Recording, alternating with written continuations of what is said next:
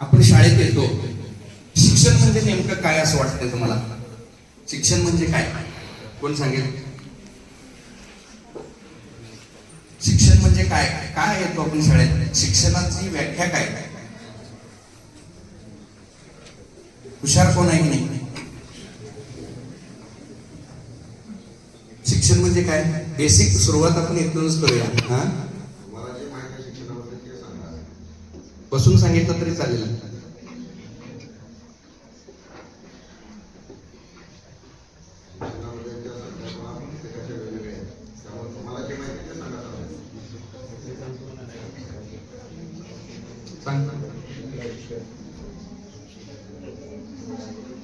शिक्षण आपण शाळेत कशासाठी येतो?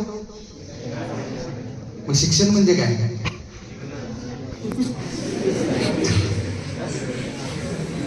हे बघा, शिक्षण ह्या शब्दाची जर आपण फोड केली, शिक अधिक क्षण, शिक अधिक क्षण म्हणजे काय? क्षणाक्षणाला शिकणं म्हणजे शिक्षण आहे. तुम्ही जन्माला येताना सगळ्या गोष्टी शिकून आलेला आहात काय? तुम्ही पृथ्वीवर एक दिवस जन्माला येता, काही गोष्टी तुम्हाला आई वडिलांकडून शिकायला मिळतात. नंतर तुम्ही अंगणवाडीत जाता, नंतर तुम्ही शाळेत जाता, नंतर हायस्कूलमध्ये जाता, ज्युनियर कॉलेजमध्ये जाता. सगळ्यात पहिली संगत ही आई वडिलांची लाभत असत्या. नंतर लहानपणी खेळताना बागडताना मित्रांची संगत लाभत असत्या. नंतर तुम्ही शाळेत ज्यावेळी येता त्यावेळी शिक्षकांची संगत लाभत असते. आणि ह्या जीवनाच्या प्रत्येक टप्प्यावर तुम्ही काही ना काही शिकत असता. आणि क्षणाक्षणाला शिकणं म्हणजे खऱ्या अर्थानं शिक्षण आहे. एकदा एखादी विशिष्ट डिग्री घेतला आणि तुम्ही पासआउट झाला आणि तुम्ही जीवन जगायला सुरुवात केला म्हणजे तुमचं शिक्षण संपलं असं नाही. तर सातत्यानं जो क्षणाक्षणाला शिकत राहतो तोच जीवनात नेहमी प्रगती करत राहतो. आणि माझ्या यशाचं प्रगतीचं रहस्यच हे आहे. सरांनी आता जसं सांगितलं की शाळेत असताना मला कपडे सुद्धा मिळायचे नाही. इतकी माझी गरीब परिस्थिती होती. 12वी पर्यंत आमच्या घरी लाईट सुद्धा नव्हती. दिव्यावर आम्ही अभ्यास करायचो. पण प्रथम क्रमांक कधीही सोडला नाही. जनरली कसं विद्यालयात प्रथम क्रमांक आलेले विद्यार्थी हे काही उद्योजक होत नसतात. पण लहानपणी एवढी प्रचंड गरिबी आम्ही अनुभवलेली की मी शाळेत असतानाच निश्चय केलेलं की मी आयुष्यात गरीब राहणार नाही. काही झालं मला जीवनात श्रीमंत व्हायचं आहे आणि तेच ध्येय आणि तोच स्वप्न आणि विचार. कसं होणार आहे, काय होणार आहे माहिती नव्हतं. तुमच्या समोरही आता अनेक प्रश्न असतील की मला जीवनात काय तर करायचं आहे, करिअर करायचं आहे. काय काय स्वप्न आहेत बरं तुमचे? कोण सांगेल? तुम्हाला पुढे जाऊन काय व्हायचं आहे किंवा जीवनातलं तुमचं ध्येय काय आहे? एक एक सांगा. काय व्हायचं नाही? हा, हॅलो,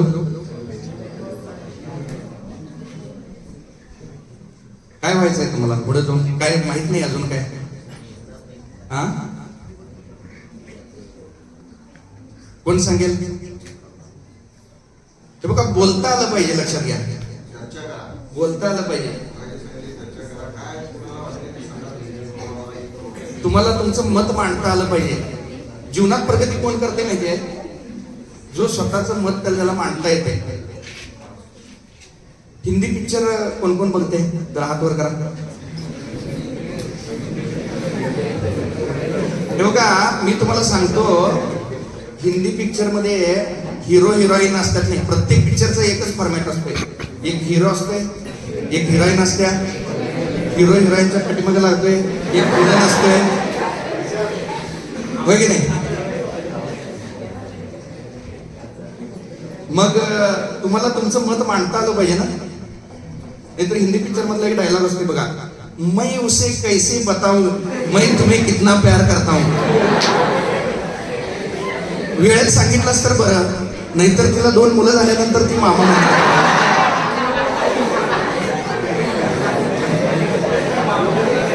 बघा, हे सगळ्यात आवडता विषय आहे तुझा. पण तुम्हाला जर जीवनात यशस्वी व्हायचं असेल, आजकालच्या मुलांना बघा, मोबाईल कोण कोण वापरते? हात वर करा.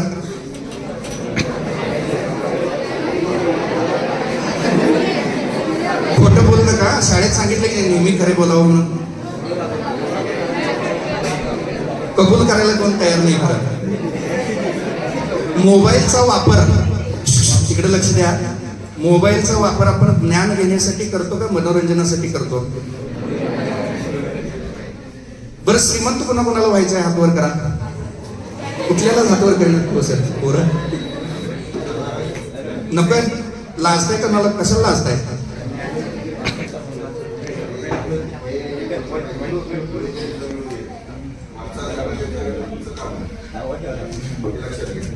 हे बघा, मी हजारो मुलांशी संवाद साधलेला आहे आणि भारत हा सगळ्या यंगस्टरचा देश असताना सुद्धा इथं ध्येय नसणं ही सगळ्यात मोठी शब्दांतिक आहे. तुम्ही अशी कुठली बस बघितलाय काय ज्याला पाटी नाही आहे? म्हणजे बस स्टँडवर मिरजेच्या गेला पाटी असते की नाही? बस कुठं जाणार आहे त्याची काय विदाऊट पाटीची बस असते? मग तसं तुमच्या जीवनात काय ध्येय नाही? तुम्हाला काय व्हायचं बनायचं नाही आहे कुणाला?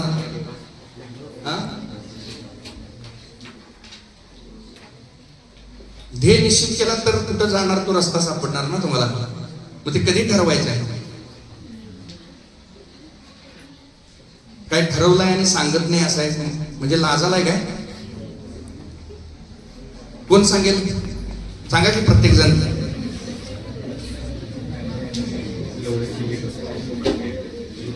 आपल्या ध्येयावर लोक हसली तर चालतील, तेच काही प्रेरणा म्हणून. सगळ्यात मोठा अपमान ही प्रेरणा म्हणून त्याचा जीवनात उपयोग करायचा आहे. मला माझ्या जीवनामध्ये व्यावसायिक प्रवासात मला एका व्यक्तीनं आमच्या समाजातला एक कर्ज दिलं एका दिवसामध्ये 15 लाखाचं. आणि मला ज्यावेळी व्यवसायात वाढीव कर्जाची गरज होती त्यावेळी मी त्यांच्याकडे मागणी केली असता त्यांनी बोलता बोलता असं म्हटले की तुमची लायकी नसताना तुम्हाला एक दिवसात मी 15 लाखाचं कर्ज दिले. त्यावेळी मी ठरवलं की मी अशी एक संस्था काढीन की यांनी 50 वर्षात जेवढा व्यवसाय केलाय तेवढा मी 1 वर्षात करून दाखवेन.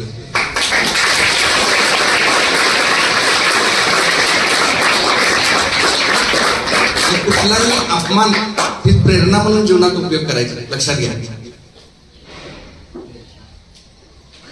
म्हणून तुम्ही ध्येय डिक्लेअर केला, स्वप्न काय आहे ते सांगितला की मित्रमंडळी तुम्हाला आठवण करून देत असतात, हे बोलला होतास काय झालं.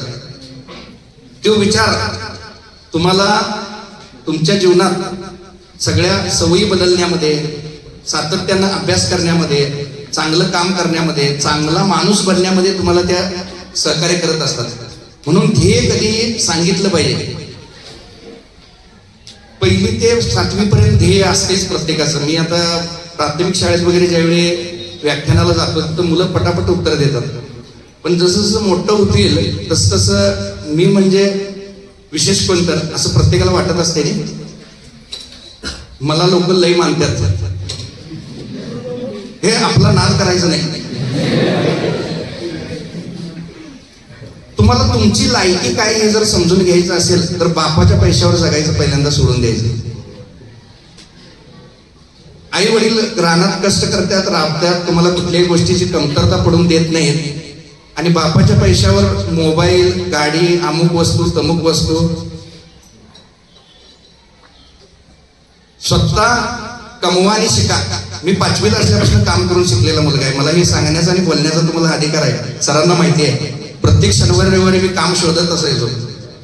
आई आमची भांगलायला जायची, 15 रुपये पगार होता त्यावेळी. मी सुद्धा आईसोबत भांगलायला जायचो शनिवार रविवारी. आणि कपडे मिळायचे नाहीत मला, फाटके कपडे घालून शाळेत यायचो. तिगळं लावलेल्या चड्ड्या असायच्या. 10वी पर्यंत आम्हाला पॅन्ट मिळाली नव्हती. तुम्ही कुठल्या परिस्थितीत आहेत, तुम्ही तक्रार कोणाबद्दल करायचं नाही. तुम्ही गरीब आहात ना, तुम्हाला श्रीमंत व्हायला मिळालेली ती एक संधी आहे. तुम्ही कमी बुद्धिमान आहे ना, तुम्हाला बुद्धिमान व्हायला मिळालेली ती एक संधी आहे, लक्षात घ्या. सगळं काही आलबेल असताना फार यशाचा टप्पा गाठलाय अशी उदाहरणं जगात तुम्हाला फार कमी बघायला मिळतील. ज्यांनी संघर्ष अनुभवलाय, ज्यांचं बालपण खडतर होतं, त्यांनीच जीवनात काय तर वेगळे अचिव्हमेंट केलेले. आता तुमची ओळख काय आहे? अमुक अमुक यांचा मुलगा किंवा अमुक अमुक यांची मुलगी. पण तुमच्या नावानं तुमच्या आईवडिलांना कधी ओळखणार? आणि आता सध्याची परिस्थिती जर बघितली, डिग्र्या केवळ डिग्री घेणं, शाळेत येणं, अभ्यास करणं हे आता तुमचं कर्तव्यच आहे, लक्षात घ्या. शिक्षण हे गरजेचंच आहे, पण नुसतंच शिक्षण घेतलं तरी जीवन वाया जाईल अशी परिस्थिती आहे. कारण 24 कोटी बेरोजगार मुलं आज भारतात आहेत आणि भरपूर आयुष्यातला बराचसा उमेदीचा काळ हे नुसता डिग्री घेण्यात चाललाय, 30-1 वर्ष. बरं, डिग्री घेतलीच पाहिजे, पण डिग्री घेत असताना, शाळा शिकत असताना छोटा मोठा उद्योगधंदा तुम्ही करायला पाहिजे, किंवा तुम्हाला ज्या क्षेत्रातली आवड आहे त्या क्षेत्रात तुम्ही काम करायला पाहिजे, तुम्ही स्किल शिकायला पाहिजे. इथून पुढच्या 5 वर्षानंतर ज्याच्याकडे काहीतरी विशेष स्किल आहे त्याच माणसाला जगात व्हॅल्यू आहे आणि किंमत आहे. आज एक 4 व्हीलर रिपेअरी करणारा मेकॅनिक दररोज 10,000 रुपये कमवतोय आणि आपल्यातला इंजिनियर झालेला मुलगा पुण्यात 15-20 हजारांना काम करतोय. ही परिस्थिती वास्तव आहे. याचा अर्थ तुम्ही अभ्यास करायला पाहिजे असं नाही. आता सध्या तुम्हाला जे काम आहे, तुम्ही स्वतः सगळेजण तुमच्या मनाला विचारून बघायचं, 24 तास दिवसाचे तुम्ही कसं वापरता. मला तर असं वाटतंय की प्रत्येकाचा 5 ते 6 तास कमीत कमी वेळ हा नुसता मोबाईल मध्ये जातोय एंटरटेनमेंटसाठी. रील्स बघणं, व्हॉट्सअप बघणं, ज्याचा तुम्हाला काहीही प्रोडक्टिव्ह कामासाठी काही उपयोगच नाही, किंवा तुमची पर्सनॅलिटी सुधारण्यासाठी उपयोगच नाही. फक्त टाइमपास चाललाय. आणि सवय कशी आहे माहितीये का मुलांची, आई वडिलांनी पण काय काम सांगितलं, थांबा की जरा अभ्यास करायला, आणि पुस्तकात मोबाईल 5 मिनिटांनी करतो की, उद्या करतो की. अरे आता 10वी लई महत्वाची आहे. आता किती 12वीला आहेत ना तुम्ही सगळेजण. 12वी जीवनाला कलाटणी देणारं वर्ष आहे. अभ्यास करायचे, अजून सामायिक परीक्षा लांब आहे भरपूर. ही अशी सवय असली तर आपण जीवनात कधीही यशस्वी होऊ शकत नाही, लक्षात घ्या. माझं म्हणणं असं आहे की माझ्या स्वभावातलाच तो गुण आहे, जे आज शिकवलेलं वर्गात आहे. अभ्यास करणे इतकं सोपं काहीच नाही. मी शाळेतला प्रथम क्रमांकाचा विद्यार्थी होतो, कारण आज जे कुठल्याही विषयाचा धडा शिकवणार आहे ते मी वाचून शाळेत जायचो. आता अभ्यास म्हणजे काय असते हो, लई कष्ट आहेत. बाहेर पैसे मिळवायचं कामाला गेला तर भरपूर कष्ट आहेत, पण अभ्यास इतकं सोपी गोष्ट कुठलीच नाही. निवांत पंख्याखाली बसून एका रूम मध्ये वाचणं, वाचलेलं समजून घेणं, समजून घेतलेलं स्मरणात ठेवणं आणि स्मरणात ठेवलेलं कागदावर उतरवणं, ह्याची इतकी सोपी गोष्ट कुठली आहे काय? किती मेहनत करायला लागते, शेतात असू दे, उद्योग व्यवसायात असू दे, किती मेहनत करायला लागते. रीड, रिमेंबर अँड रिप्रोड्यूस हा एक 3R फॉर्म्युला आहे अभ्यासाचा. वाचा, पुन्हा पुन्हा वाचा, वाचलेलं समजून घ्या आणि स्मरणात ठेवा, आणि स्मरणात ठेवलेलं कागदावर उतरवा. मग एवढं सोपं काम असताना सुद्धा, आणि आता सध्या तुमच्या वाट्याला जे आहे, तुम्हाला भरपूर वेळ मिळत असते, 10 ते 5 झालं, क्लासेस झालं, तरी पण तुम्हाला कुठल्या गोष्टीची आवड आहे त्यातलं तुम्ही स्किल शिकायला पाहिजे, तरच तुम्ही भरपूर पैसे बनवू शकता. गाडी ड्रायव्हिंग आहे की नाही, लहानपणी जो मुलगा शिकतोय तो एक्सपर्ट चांगल्या रीतीने गाडी चालवू शकतोय, तो एक्सपर्ट ड्रायव्हर असतो. तसं धंदा, उद्योग, व्यवसाय सुद्धा जो लहानपणी काही ना काही स्किल शिकतोय, व्यवहार ज्ञान शिकतोय, तो पुढे जाऊन भरपूर पैसे बनवू शकतोय. तुम्हाला मी अशी अनेक उदाहरणं देऊ शकेन. म्हणजे जेवढ्या पण मोठे उद्योजक माझ्या संपर्कात आहेत, आणि मी लहानपणापासून 10वी पास झाल्यानंतर सुद्धा मी एका दुधाच्या डेअरीत कामाला होतो इथं आरगमध्ये. 12वी नंतर इथं मेडिकलमध्ये कामाला होतो मी आरगमध्येच. आणि माझ्यापेक्षा 10-15 वर्ष वयानं मोठ्या असणाऱ्यांच्या संगतीमध्ये मी नेहमी असायचो, जे श्रीमंत आहेत, यशस्वी आहेत आणि मोठे आहेत. बघा, संगतीमध्ये खूप मोठं सामर्थ्य आहे. तुम्हाला सत्याचा साक्षात्कार घडवून देण्याचं किंवा पूर्ण सत्यानाश करण्याचं प्रचंड सामर्थ्य संगतीमध्ये आहे. माणसाला ज्याप्रमाणे चांगली किंवा वाईट संगत लाभत्या, त्याप्रमाणे त्याला इष्ट किंवा अनिष्ट विचारांची लागण होऊन त्याचं सुपरिणाम किंवा दुष्परिणाम त्याला भोगावं लागत असतात. पटतंय तुम्हाला? तुमची संगत चेक करा. माझ्या संगतीमध्ये अगदी लहानपणापासूनच मी नेहमी उद्योजक लोकांची, मोठ्या लोकांची, पैसेवाल्या लोकांचीच मी संगत केल्या. त्यामुळं मी बघा, 5 व्यसनी माणसांची 6 महिने तुम्ही संगत केला, 6वं व्यसनी तुम्ही 100% होता. 5 नालायक लोकांच्या संगतीमध्ये 6 महिने बसला, 6वं नालायक तुम्ही 100% होता. तसं 5 जर श्रीमंतांची संगत केला तर 6वं श्रीमंत तुम्ही होतात. मला 2019 साली एक व्यक्ती भेटली. 2006 माझा व्यवसाय सुरू झाला आणि मला लहानपणी मनोरंजनाचं साधन म्हणून रेडिओ होता. रेडिओ आत्तासारखा मोबाईल नव्हते आणि रेडिओला आकाशवाणी केंद्रावर एक कार्यक्रम लागायचा, चिंतन हा चिंतामणी, सद्गुरू वामनराव पै यांचे विचार.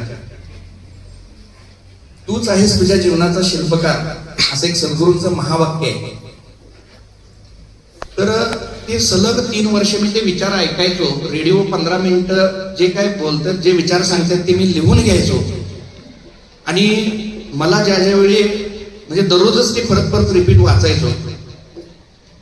इतक्या काही त्या सिद्धांताचा माझ्या जीवनावर प्रभाव पडत गेला आणि माझं जीवन घडलं. लक्षात घ्या, संगत नुसता माणसांचीच असते नाही असं नाही, संगत पुस्तकांची असू शकते.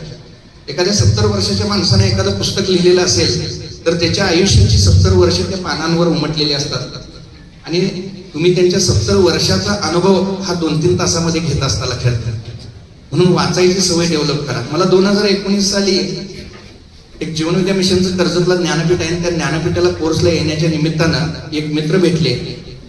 खूप जबरदस्त पर्सनॅलिटी, फॉर्च्युनर 50 लाखाची गाडी, अंगावर भरपूर सोनं आणि त्या 500 माणसात त्यांची ग्रँड एंट्रीज होती. तर मी कोर्सची माहिती स्टेजवर त्या कार्यक्रमात सांगितल्यानंतर त्यांनी खाली आल्यानंतर काय म्हटले, मला त्या कोर्सला यायचं आहे, माझं नाव नोंद घ्या. तर ते कोर्सला आले. जीवन जगण्याची कला 3 दिवसाचा एक कोर्स होता त्याचा. आल्यानंतर जरा ओळख वाढली, त्यांच्या घरी गेलो.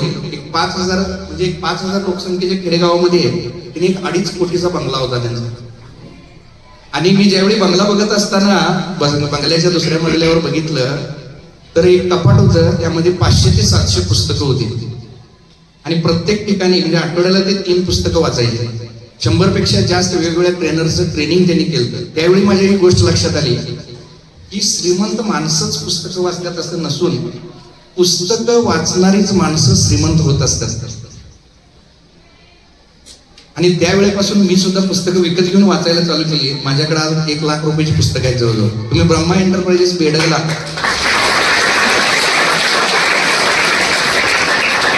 कधी भेट दिला जाता येता तर तिथं सुद्धा मी पुस्तकं विक्रीला ठेवलेली आहे. पुस्तक विकणं हा माझा काही व्यवसाय नाही आहे, पण तुमच्यात वाचनाची आवड निर्माण व्हावी आणि तुम्हाला जीवनात जर मोठं सक्सेस मिळवायचं असेल तर तुम्हाला वाचलं पाहिजे, ज्ञान घेतलं पाहिजे. हो का, परीक्षा पास होण्यासाठी किंवा मार्क मिळवण्यासाठी किंवा पहिल्या नंबरात येण्यासाठी जे काही ज्ञान लागतंय ते तुमच्या क्रमिक पुस्तकांमध्ये असते सगळं. शिक्षक काय शिकवतात हे व्यवस्थित लक्ष देऊन तुम्ही ऐकला, ज्या त्या दिवसाचा अभ्यास ज्या त्या दिवशीच केला तर तुम्हाला परीक्षेच्या वेळेला गडबड गोंधळ करायला लागतच नाही. लक्षात घ्या. आणि सगळ्यात महत्वाचं काय माहिती आहे का, तुम्ही जे शिक्षण घेत असता की नाही त्याची संकल्पना समजणं महत्वाचं आहे. मराठीतल्या वेगवेगळ्या गोष्टी आणि त्या गोष्टीतली वेगवेगळी पात्र तुमच्याशी बोलली पाहिजे. आम्ही ज्यावेळी 1ली, 2री, 3रीला ज्यावेळी वर्गात प्रवेश घ्यायचो जून महिन्यात आणि ज्यावेळी नवीन पुस्तकं यायची सगळ्यात आम्हाला उत्सुकता असायची की ह्यात नवीन काय सांगितलेलं आहे. इतिहासातले सगळी पात्र तुमच्याशी बोलली पाहिजेत. भूगोलातले सगळे अक्षांश, रेखांश, ग्रह, तारे हे सगळं तुम्हाला समजलं पाहिजे. पण आपण सगळं काही मार्कांसाठीच करतो. गेल्या वर्षी एक विद्यार्थी म्हणत होता ज्ञानेश्वर 5 मार्काला पडतील काय तुकाराम 10 मार्काला पडतील. ते पडतीलच कसे ज्यांनी आता महाराष्ट्र उभा केला. त्यांनी काय ज्ञान दिले आपल्याला, त्यातनं आपण काय आत्मसात करायला पाहिजे आणि काय जीवनात उपयोग करून जीवन आपलं सुंदर बनवायला पाहिजे. आणि सगळ्यात महत्वाचं माहिती का, हा जर वेळ तुम्ही टाइमपास केला, हा जर टाइमपास केला, मी असं व्यवसायाच्या निमित्तानं माझे आता 5 प्रदेश दौरे झालेले. मी 1 लाख किलोमीटरचा वर्षाला प्रवास करतो. नगर जिल्ह्यामध्ये एका मुलानं गावच्या तळ्यामध्ये मत्स्य शेती केलेली होती आणि त्यातनं त्यानं लाखो रुपयाचं उत्पन्न कमवलं होतं. आपली पण पोरं जातात तळ्याकडेला, कुठली जर आरची बिरची एखादी भेटते का बघायला.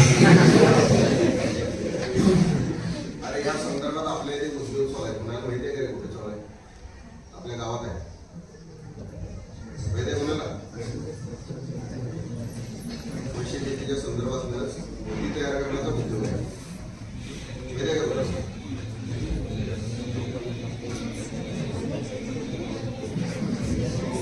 शेवटी सर सांगतील तिथं गरजेचं आहे, लक्षात घ्या. तुम्ही एक्स्ट्रा नॉलेज काय घेता त्याच्यावरच तुम्ही जीवनात किती सक्सेस होणार आहे ते ठरलेलं आहे. तुम्ही एवढं पैसे कमवायचं, एवढं श्रीमंत व्हायचं की तुमच्या लग्नाचा ज्यावेळी विषय येईल त्यावेळी असं लाईन लागली पाहिजे, RG1, RG2, RG3, RG4. तुमचं काहीच कर्तृत्व नाही. बापाच्या पैशावर बापाने एवढं कमवलंय म्हणून तुम्ही मी म्हणजे कोणतर असं जर तुम्हाला वाटत असेल. लग्नाची आमची एक विवाह कंपनी पण आहे. माझे जे व्यवसाय पार्टनर आहेत त्यांच्याबरोबर त्यात 700-800 कर्मचारी काम करतात. त्यामुळे लग्न जुळवण्याच्या ह्याच्यामध्ये मी बरेच जवळनं काही गोष्टी बघितलेल्या आहेत. एक मुलगा होता, त्याचं वय 40 वर्ष होतं, त्याच्या 42 डिग्र्या होत्या. ती मुलगी बघायला गेले की डिग्रीची फाईलच समोर द्यायचा. 10 मुलींनी नापसंत केलं, 11व्या मुलगीने एका पसंत केलं. तू पसंत आहेस मला, हे सगळं फाईल जरा बाजूला ठेव, तर तू पैसे किती मिळवतोस, अजून नोकरी शोधायला लागली. तिने फाईल फेकून दिली. हे काय नाही आणलास तर चालेल, पहिला कमव आणि मग माझ्याकडे ये. तर शाळा शिकण्याबरोबर तुम्ही स्किल शिकणं गरजेचं आहे. कारण पैसे कमवण्याचं ज्ञान हे शाळेत शिकवलं जातच नाही सर. आणि ह्या व्यवसाय ह्याच्या माध्यमातून, अशा काही लेक्चरच्या माध्यमातून शिक्षण हे गरजेचं आहेच. मी शिक्षणाचं हे करतोय असं नाही, पण शिक्षण करता करता तुम्ही छोटं मोठं स्किल शिकणं गरजेचं आहे. हे आता 12वीचं वय आहे तुमचं. 12वी नंतर पुढं काय, म्हणजे आपल्यात एक ट्रेंडच ठरलेला आहे. म्हणजे आमच्या वेळी सुद्धा होता की 12वीत जे 90, 95, 99% वर मार्क पडलेले आहे त्यांना सायन्सलाच, म्हणजे 10वीत सगळ्यात ठरता येईल सायन्सलाच जायचं. त्याच्यापेक्षा जरा कमीवाल्यानं कॉमर्सला जायचं, त्याच्यापेक्षा कमीवाल्यानं आर्ट्सला जायचं. ज्याला काय कमी आहे त्यानं ITI करायचं. हे ट्रेंड ठरलेलंच आहे आपलं. पण तुमच्यामध्ये काय तर विशेष गुण आहे. जगात 800 करोड लोक आहेत, एक माणूस दुसऱ्यासारखा नाही, एकाचं चालणं बोलणं दुसऱ्यासारखं नाही. तर तुमच्यामध्ये काय तर विशेष गुण आहे. मग तुम्ही ती शाळात शिकत असताना ती संकल्पना समजणं महत्वाचं आहे. तुम्हाला प्रश्न पडले पाहिजेत, लक्षात आलं. आता दुर्दैवानं काय झालं सर, आता ह्याला आपण बदलू शकत नाही. आम्ही पण त्या शिक्षण पद्धतीतून शिकलोय, पण परिस्थितीनं आम्हाला घडवलं. लक्षात घ्या, मी परिस्थितीबद्दल कधीही तक्रार करत नाही. आमच्या घरच्या काही अडचणींमुळं, आमच्या काही रिलेटिव्हमुळं आम्हाला तिने सांभाळलं नाही म्हणून आम्ही तर मामाजवळ येऊन राहिलो. पण आम्ही तक्रार करत नाही. त्यांचंही आम्ही आभार आणि धन्यवादच मानतो. कारण त्यांनी जर आम्हाला सगळ्या गोष्टी आज तुम्हाला मिळतात तसे मिळवले असते तर कदाचित आज मी इतका मोठा झालो नसतो. म्हणून तक्रार कधीच कुणाबद्दल करायची नाही. लक्षात घ्या, जबाबदारी स्वतःवर घ्यायची आणि सगळ्या चांगल्या सवयी आत्मसात करायच्या. बघा, सगळ्यांना आकर्षण आहे, सगळ्यांना भारी मोबाईल, भारी गाडी, सगळं जीवनात सगळं पाहिजे. पण त्याच्यासाठी मेहनत घ्यायची तयारी ठेवतोय आपण. जीवनात सगळं पाहिजे, पैसा पाहिजे, ऐश्वर्याम पाहिजे, पण त्याला काय अभ्यास करायचा नाही आहे. स्किल कुठलं शिकायचं नाही आहे. त्याला 2 तास व्हॉट्सअप बघायला पाहिजे, रील्स बघायला पाहिजे, इंस्टाग्रामला व्हिडिओ टाकायला पाहिजे, फेसबुक बघायला पाहिजे, मुलींना मालिका बघायला पाहिजेत. आणि तरी ह्याच्या इसके बावजूद भी वो आमिर बनना चाहता है. शक्यच नाहीये. पहाटे लवकर उठणं, पुस्तकं वाचणं किती जणांना आवडते. कुठल्याच गोष्टीला हात वर करत नाही. ज्या गोष्टीला तुमचं मन तयार नसते ती गोष्ट तुम्ही लगेच तत्काळ केला तर तुम्हाला जीवनात यश मिळते. मूवी देखने में 3 घंटे कैसा निकल जाता है पता नहीं चलता, किताब साला 15 मिनट पढ़ने पर नींद आ जाती है. भगवान भी बहुत बड़ा कलाकार है. सफलता उन कामों को करने से मिलती नहीं है जिसमें मजा आ रहा हो. सफलता उन्हीं कामों को करने से मिलती है जिसको करने को मन नहीं कर रहा हो. पुस्तक वाचायचं तुम्हाला पण आवडत नाही, मला पण आवडत नाही, खरं मी वाचतो. पहाटे लवकर उठायचं तुम्हाला पण आवडत नाही, मला पण आवडत नाही, खरं मी उठतो. किती मन नको म्हटलं उठतोच. योगाला जाणं, रोज 55 सूर्यनमस्कार घालणं तुम्हाला पण आवडत नाही, मला पण आवडत नाही, खरं मी घालतो. यशस्वी माणसांच्या सवयी पहिल्यांदा यशस्वी असतात. लक्षात घ्या, सक्सेस हॅबिट्स तुमच्या सवयीच तुमचं नशीब घडवत असतात. आणि झटपट निर्णय आणि झटपट अंमलबजावणी हे सूत्रच माणसाला जीवनात यशस्वी बनवत असते. एक तुमच्यासारखा असाच मुलगा असतो की सारखं म्हणत असते, अरे अभ्यास कर की, नाही आता गावची जत्रा होऊ दे मग अभ्यास करतो. अरे कर की अभ्यास, नाही आता नवीन वर्ष चाललंय, एकदा शेवटचं तिला विश करतो मग अभ्यासाला लागतो. तिला अख्ख्या गावाने विश केलेला असतो.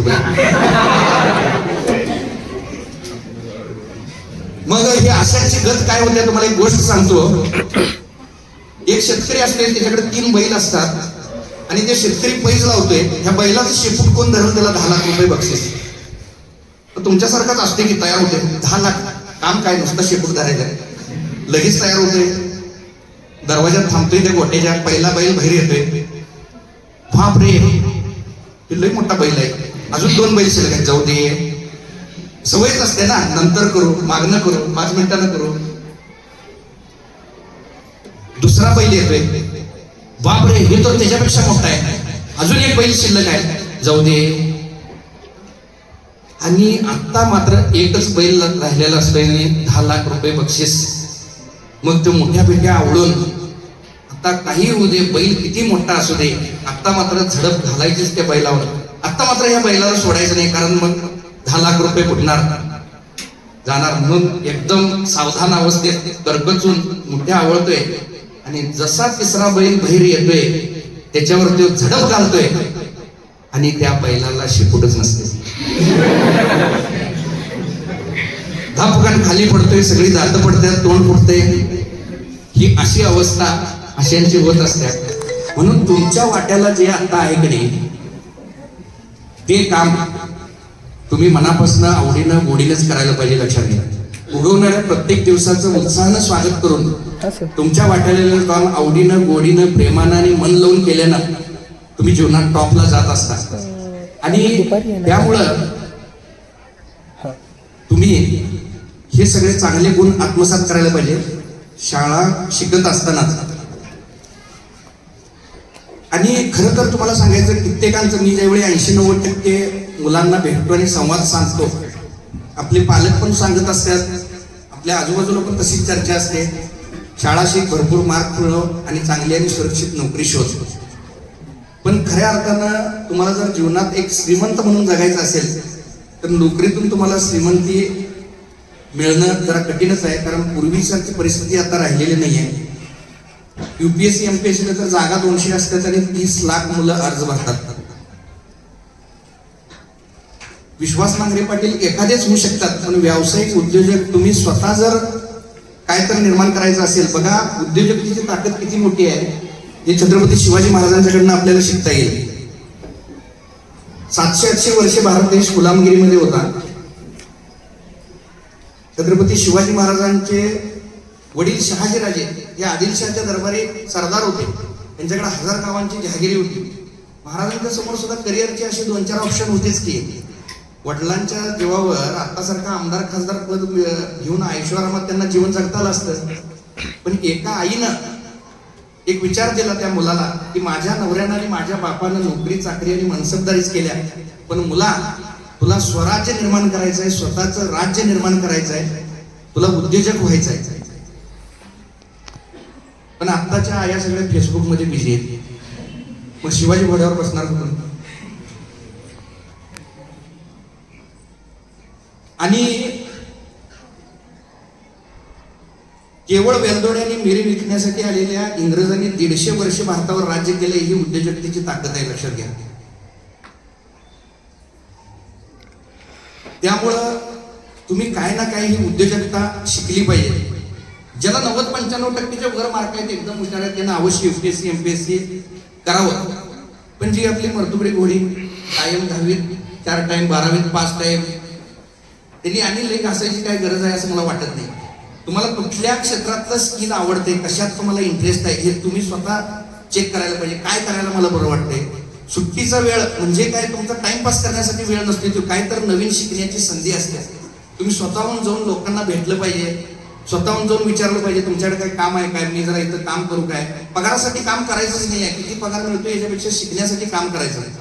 तुम्ही कुठेही काम करत असता त्याचा मोबदला तुम्हाला 2 प्रकारे मिळत असतो. एक म्हणजे तुम्हाला तिथं काय जो पगार मिळेल तो, दुसरं म्हणजे तिथं तुम्हाला काय शिकायला मिळेल ते. मी इतकं प्रामाणिकपणे काम करायचो, मला आमच्या गुरूंनी सांगितलेलं होतं, डी फार्मसीला मी होतो. मी डी फार्मसी झाल्यानंतर कुठल्या तरी मेडिकलमध्ये काम करायला जाल, तिथं तुम्हाला पैशाचा विषय येईल, पैसे हाताळायला लागतील तुम्हाला.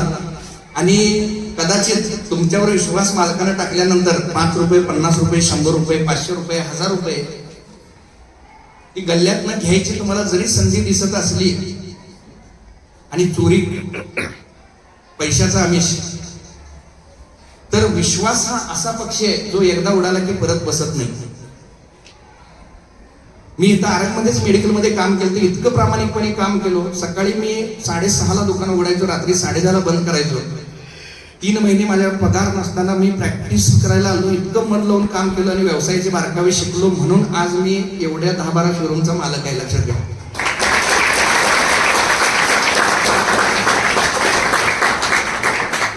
म्हणून जीवनात नेहमी प्रामाणिक राहायला पाहिजे. तुम्हाला प्रामाणिकपणाची एक गोष्ट सांगतो. युट्यूबला तुम्ही एक व्हिडिओ बघू शकता. अग्रवाल पॅकर्स अँड मूव्हर्स नावाची एक कंपनी आहे जी घरं शिफ्ट करायचं काम करते. म्हणजे तुम्ही आरगमध्ये राहायला आणि तुम्ही पुण्याला राहायला जाणार आहे नोकरीनिमित्त, तर तुमचं घर पूर्णपणे शिफ्ट करायचं आहे, तर ती कंपनी त्यांचे एम्प्लॉई संपूर्ण घरातलं सगळं देवाऱ्यासहित सगळं पॅकिंग करून पुण्यात शिफ्ट होऊन तिथं बंगल्यात लावून देते. हा त्यांचा व्यवसाय. त्यांच्याकडे 4000 कर्मचारी काम करतात. अग्रवाल पॅकर्स अँड मूव्हर्स, याची स्टोरी तुम्ही युट्यूबला नंतर बघा. तर प्रामाणिकपणानं माणूस जीवनात किती मोठा होत असतो याचं एक उदाहरण सांगतो. आणि तुम्हाला एक चांगला उद्योजक होण्यासाठी, व्यावसायिक होण्यासाठी, भरपूर पैसे बनवण्यासाठी सुद्धा हे सगळे गुण तुम्हाला आत्मसात करावे लागतात. आणि हे ह्या वयातच शिकणं गरजेचं आहे. ते जे अग्रवाल होते ते शाळेत होते, तब्येतीनं बारीक होते, उंचीनं कमी होते. बाजूच्याच गावामध्ये एक सर्कस आलती आणि सगळ्यांनी, गुरुजींनी त्यांना काय सांगितलं होतं, 2-2 रुपये घेऊन यायला सांगितलं होतं. अग्रवालनी 2 रुपये भरले होते. सर्कशीचा दिवस उजडला आणि सर्कशीत काय होतं की 10 वर्षाच्या आतल्या मुलाला तिकीट नव्हतं आणि 10 वर्षाच्या वरच्या मुलाला तेवढं 2 रुपये तिकीट होतं. गुरुजी काय म्हटले, तू 10 वर्षाच्या आतला दिसतोस, तब्येतीनं बारीक आहेस, उंचीनं कमी आहेस, तुझं काही तिकीट घ्यायला नको, तुला असतं त्या आतमध्ये. म्हणून सगळ्यांच्या बरोबर आत पाठवलं त्याला. पण ते अग्रवाल परत बाहेर येऊन बसले. गुरुजी पण त्यांच्या पाठीमागून आले आणि गुरुजींनी विचारले काय, तर ते काय म्हणाला की गुरुजी माझं वय 12 वर्षे आहे आणि मला जर तुम्ही तिकीट दिला तरच मी आत सर्कस बघतो, नाहीतर तुम्ही सगळेजण सर्कस बघा आणि या, मी इथं बाहेर बसतो. इतकं प्रामाणिकपणा त्याच्या नसानसात होता. गुरुजींनी त्याला तिकीट काढून दिलं, तो सर्कस बघितला. हेच अग्रवाल पुढं 16-17 वर्षाचं झाल्यानंतर मिलिटरीमध्ये भरती झाले. त्या काळामध्ये असं ऑनलाईन बँकिंग वगैरे नव्हतं. मिलिटरीमध्ये त्यांनी भरती झाल्यानंतर 15 दिवस त्यांना काय कामच लावण्यात आलं नव्हतं आणि 15 दिवस त्यांना काम लावण्यात आलं. आणि 1 तारखेला ज्यावेळी त्यांचा एक कर्नल पगार करायला रोख रक्कम घेऊन सगळ्यांचा पगार केलं, त्यावेळी अग्रवालना सुद्धा 30 दिवसाचा पगार त्यांच्या हातात देण्यात आला. त्यावेळी अग्रवालने त्यातला 15 दिवसाचा पगार घेतला आणि 15 दिवसाचा पगार त्या टेबलवर त्यांनी परत ठेवला. बाकीचे सगळे भरती झालेले मित्र काय म्हणाले, अरे मूर्ख आहेस काय, इथं भारत देशात सगळं चालतंय, असं आहे तसं आहे, म्हणजे इथं किती भ्रष्टाचार आहे, कशाला पैसे परत द्यायला, तुला काय पैसे नको आहेत काय. तर त्यांनी म्हटलं, ह्या देशाचं मी खाल्लोय पिलोय, 15 दिवस मला इथे सांभाळ्यात, तर मला काही कामच लावले नाही आणि 15 दिवस मी काम केले, त्यामुळे 15 दिवसाच्या पगारावर माझा अधिकार आहे आणि हे 15 दिवसाचा पगार मला द्या. तर ही चर्चा एका सिनियर कर्नलच्या कानावर गेली, सिनियर अधिकाऱ्याच्या, की इथं काय तर गोंधळ चाललेला आहे. काय गोंधळ चाललाय त्यांनी त्यांच्या असिस्टंटला चौकशी केल्यानंतर त्यांनी सांगितलं की एक नवीन मुलगा भरती झालाय आणि तो असं म्हणतोय की मी 15 दिवस काम केले, 15 दिवसाचा पगार मला द्या. त्या अधिकाऱ्याने त्याला केबिन मध्ये बोलवलं, त्याच्याशी एक 10 मिनिटं चर्चा केली आणि त्याचं डायरेक्ट प्रमोशन दिलं त्याला, की जे प्रमोशन मिळवायला मिलिटरीमध्ये 15 वर्ष काम करावं लागतं. प्रामाणिकपणामुळे माणूस कुठे गेला, तो डायरेक्ट पगार त्याचा दुप्पट झाला, डायरेक्ट त्याला प्रमोशन मिळालं. फक्त त्याच्या प्रामाणिकपणावर त्याची नियुक्ती गुप्तहेर म्हणून आणि देशाची गोपनीय माहिती आहे, कुठेही जाऊन एक खबर आहे अशा पद्धतीची त्यांना पोस्ट मिळाली. म्हणजे जीवनात तुम्हाला प्रामाणिक किती मोठा करत असतो हे ह्याच्यावरून लक्ष देते. त्यामुळे तुम्ही हाही गुण आत्मसात करायला पाहिजे. कधीही किती वेळा तुम्हाला कसलीही संधी असली बेईमानी करायची, तर तुम्ही आयुष्यात कधीही बेईमानी करायचं नाही, कधीही फ्रॉड करायचं नाही, कधीही चुकीचं वर्तन करायचं नाही. तुम्ही प्रामाणिक राहायचं. कुणीही बघत नसताना तुमचं काम प्रामाणिकपणे करणं म्हणजे मनापासून करणं, हीच गोष्ट तुम्हाला जीवनात मोठी करत असते, लक्षात घ्या. तर ही एक अत्यंत महत्वाची गोष्ट आहे. त्याचबरोबरीनं बघा, धंदा उद्योग व्यवसायाच्या थोड्या प्रमाणात असेल. किती वेळ घ्यायचा आपल्याला? हा, तर बघा मुलं काय बोलेनातच खरं. पुढच्या वेळेला मी तुम्ही बोलला तरच येणार आहे. चर्चासत्र म्हणजे कसं आहे बघा, तुमच्या मनात काही शंका प्रश्न असतील, तुम्ही ते विचारला, किंवा हा इंटरॅक्टिव्ह सेशन व्हायला पाहिजे, मग त्यात मजा येणार आहे. मी एकटाच बोलणार आणि तुम्ही ऐकणार असं नको. ज्ञानाचं जीवनात खूप महत्व आहे बघा. ज्ञान हे जीवनात सर्वश्रेष्ठ आहे, कारण ज्ञानानंच तुम्ही जीवनात टॉपला जाऊ शकता, मोठं होऊ शकता. म्हणून मी म्हणतो, माझ्या पाठीमागून म्हणा, ज्ञान हे शस्त्र आहे, अस्त्र आहे, शास्त्र आहे. ज्ञान हे शक्ती आहे, बल आहे, सामर्थ्य आहे. म्हणून तुम्ही ज्ञानी व्हायला पाहिजे, सतत दररोज शिकायला पाहिजे. तुम्ही युट्यूबवरचे मोटिवेशनल लेक्चर कोण कोण बघता बरं? जरा हात वर करा. मोटिवेशनल लेक्चर बघतो. हात वर करा, मोठा हात वर करा. मुलांच्यात कोणच बघत नाही मोटिवेशनल लेक्चर? कुणा कुणाचं बघता मोटिवेशनल स्पीकर? मोठ्यानं सांगा की आवाज. बघा, हॅलो सर, खूप काम करायला पाहिजे असं वाटतं याच्यावर.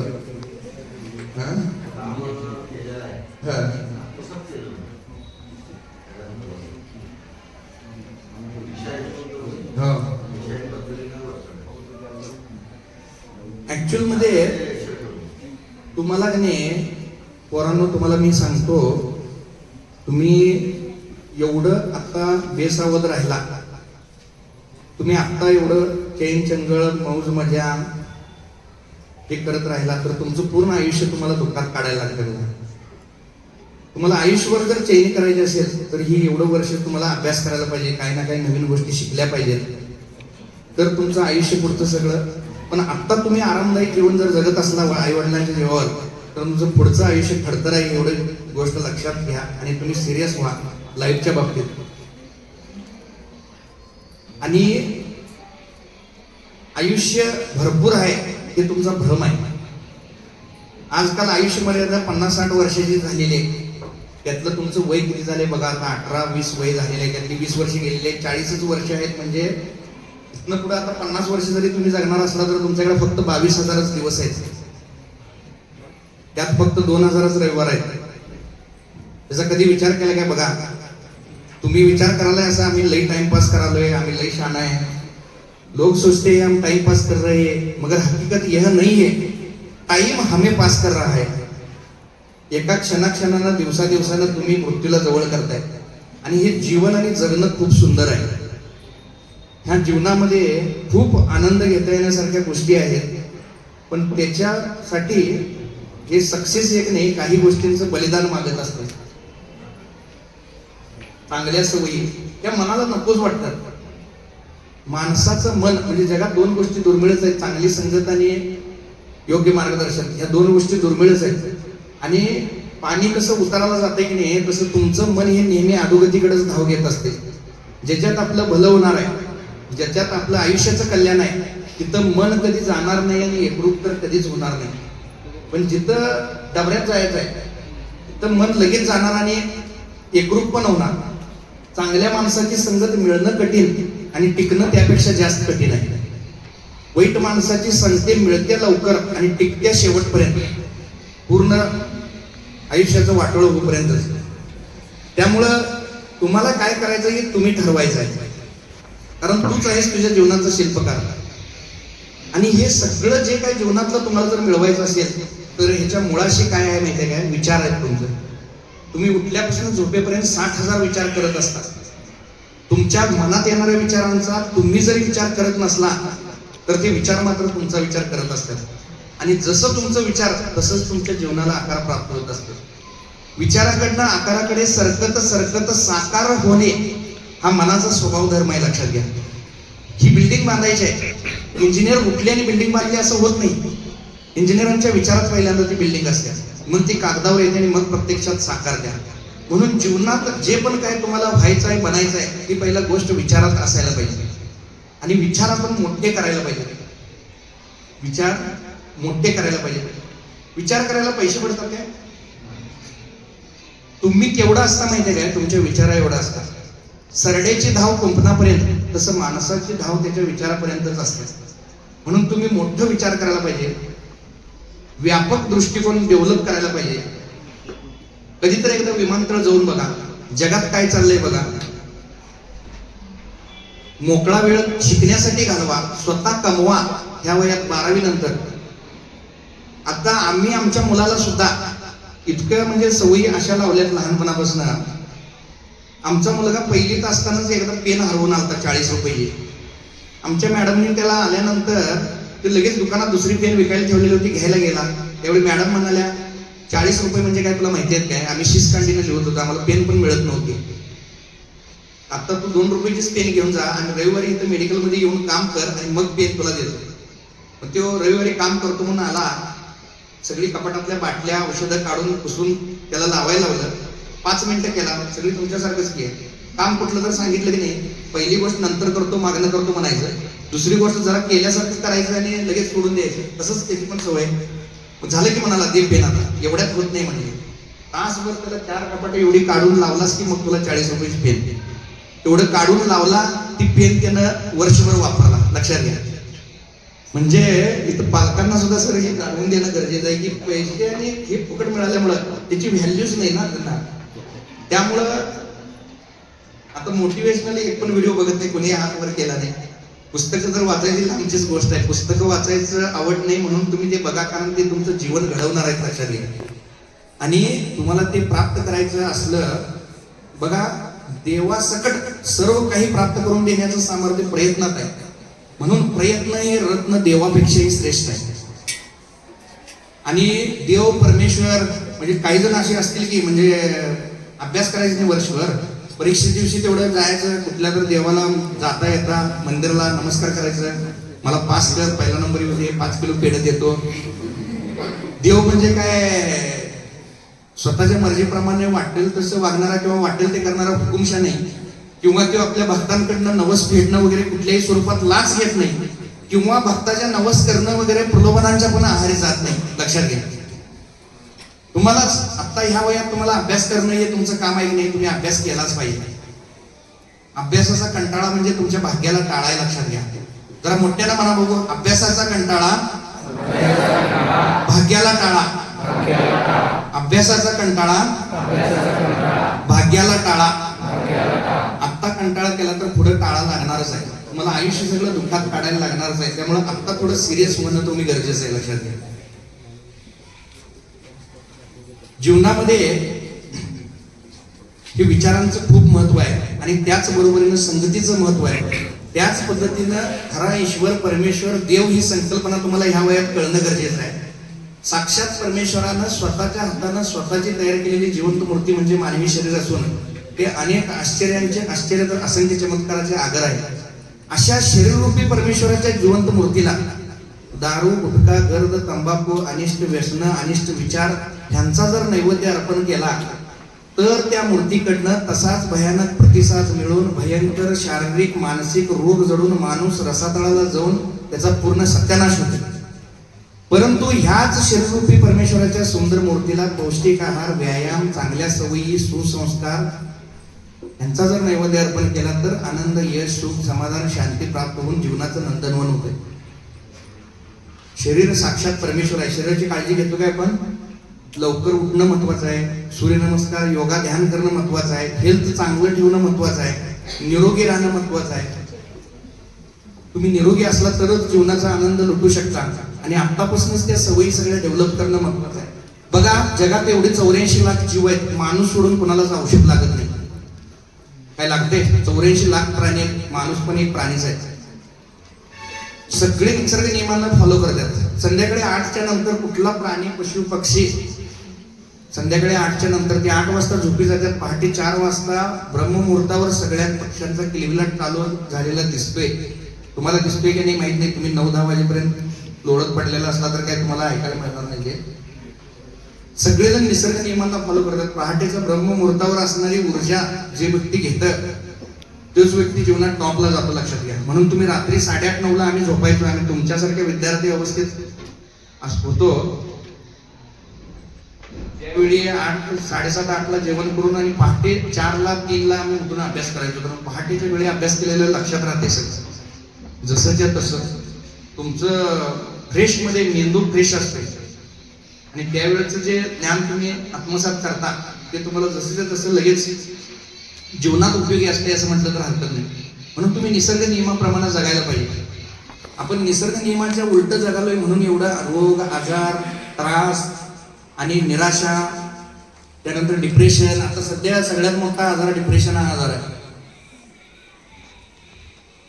आणि एक चांगलं जीवन घडवायचं असेल तर तुम्ही ह्या सगळ्या सवयी तुम्ही आत्मसात करणं गरजेचं आहे बघा.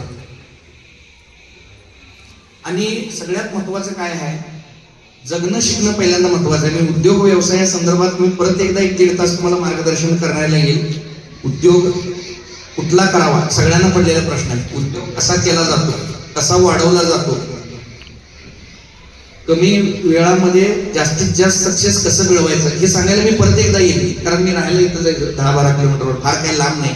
आणि ही माझी शाळा आहे आणि शाळेचं मी काहीतरी देणं लागतो. म्हणून मी बाहेर लेक्चरला 25,000, 30,000, 50,000 मानधन नाही माझं बाहेर लेक्चर द्यायला. पण मी तुम्हाला हे फुकटमध्ये येऊन द्यायला लागलोय. त्याचं तुम्ही सिरियस होऊन थोडं ऐकायला पाहिजे आणि काय काय बदल करायला पाहिजे. आज आत्ता ताबडतोब संध्याकाळी गेल्यानंतर डायरीवर तुमच्या वाईट सवयी काय आहेत तेवढ्या लिहून काढायला पाहिजे. दुसरा तुम्हाला भरपूर काही वरदानं पण मिळालेली असतात जीवनामध्ये. तुम्हाला मिळालेल्या वरदानांची तुम्ही यादी करायला पाहिजे. भरपूर काही वरदान जीवनात आपल्याला बरंच काही मिळालेलं असते. मला शाळेला असताना चप्पल मिळायची नाही, पण मी त्या माणसाला बघितलं ज्याला पायच नाहीये म्हणून मी दुःखीवरून सोडून दिलं. लक्षात घ्या, मला देवानं निसर्गानं एवढं सगळं सुंदर शरीर दिले, हात पाय एवढं सगळं जे दिलेलं आहे, थँक्यू म्हणायला पाहिजे. कधी तर आपण धन्यवाद मानलोय काय? कृतज्ञ राहणं हा एक जीवनातला सगळ्यात मोठा गुण आहे बघा. तुम्ही कधी असं यादी केलंय काय, तुम्हाला लहानपणापासून आतापर्यंत कधी तर कृतज्ञता व्यक्त केलाय काय? आज रात्री डायरी लिहा. शिक्षक तुम्हाला एवढं मनापासून शिकवतात, एवढं सगळं ज्ञान देतात, त्यांच्याबद्दल कधी कृतज्ञता तुम्ही व्यक्त केलाय काय? कृतज्ञता हा एक चुंबक आहे जो जगातल्या, या विश्वातल्या, या ब्रह्मांडातल्या सगळ्या चांगल्या चांगल्या गोष्टी तुमच्याकडे आकर्षित करून घेत असते. माझा रोजचा नियम आहे, मी झोपेतनं जागा झाल्या लगेच पहिल्यांदा झोपेतनं जागे झाल्याबद्दल धन्यवाद, देवाचं पहिला आभार मानतो मी. कारण 800 करोड लोक झोपी जातात, त्यातली 30 करोड लोक सकाळी उठतच नाहीत, झोपेतच गायब झालेले असतात. मग आम्ही जागा झालो. झोप म्हणजे मृत्यूच आहे की, माहिती असते का आपल्याला? झोप म्हणजे मृत्यूच आहे, लक्षात घ्या. आणि झोपेतनं जागा झालो आपण म्हणून देवाचा आभार आपण मानायला पाहिजे. पण आपण आपल्याला काय व्हॅल्यूच नाही होईल. फुकट जे मिळालेलं आहे की नाही, आज हृदयाचं ऑपरेशन करायचं 2 लाख, किडनीचं ऑपरेशन करायचं 4 लाख, यकृत बदलायचं 30 लाख. आता देवानं, परमेश्वरानं, ईश्वरानं तुम्हाला हे शरीर फुकट दिले, तो जर सगळ्यांचा पैसे घेत होता तर तो किती कोटीचा बंगला बांधत होता. डॉक्टर 40व्या वर्षी माणसाला दिसायचं कमी येते, मोतीबिंदू झालाय म्हणून सांगतात डॉक्टर. त्यावेळी जाऊन ऑपरेशन करतात, 15 दिवस काळा चष्मा लावतात. 15 दिवसानंतर ज्यावेळी चष्मा काढतात त्यावेळी एकदम क्लिअर दिसाल्यानंतर किती आनंद होतो, किती आनंद, क्लिअर दिसायला. डॉक्टरला देव म्हणून आपण लगेच पाया पडायला जातोय, पण 40 वर्ष तुला दिसतच होतं की. कधीतरी एकदा वाटलं देवाला थँक्यू म्हणा. म्हणून दररोज तुम्ही 100 वेळा तर दिवसातनं कृतज्ञता व्यक्त करायला पाहिजे. आणि जेवढं तुम्ही कृतज्ञता व्यक्त करता, माझा एक दिनक्रम आहे, मी झोपेतनं जागे झाल्याबद्दल धन्यवाद, झोपायला बेड, गादी, उशी, एवढी चांगली बेडरूम, एवढा चांगला बंगला मिळाल्याबद्दल धन्यवाद, लगेच गिझरला गरम पाणी मिळाल्याबद्दल धन्यवाद. प्रत्येक गोष्टीचं क्षणाक्षणाला धन्यवाद म्हणायचं. खाली आल्या गाडी पुसताना त्याचं 25 वेळा मी धन्यवाद मानतो. आभारी आहे. ही गाडी माझ्याकडे क्रेटा गाडी होती याच्या अगोदर. क्रेटा गाडीचं मी धन्यवाद 25 वेळा दररोज सकाळी म्हणायचो, म्हणून मला फॉर्च्युनर मिळाली. तुम्ही जेवढं धन्यवाद मानता तुमच्याकडे असणाऱ्या गोष्टींचं, तेवढं तुम्हाला अजून अधिक मिळत राहते, लक्षात घ्या. आता माझ्या वयाच्या 36व्या वर्षी मी माझ्या आयुष्यातलं 6वं घर बांधलेलं आहे. माझी एक 4 मजली बिल्डिंग आहे आता सध्या. पुढच्या 2 वर्षात आमचं फार्म हाऊस आहे 2-3 एकर मध्ये, स्विमिंग टँक, जिम, एक मोठ्या ह्याचं असते. स्वप्न मोठंच बघायला पाहिजे. स्वप्न बघायला काय पैसे पडतात काय?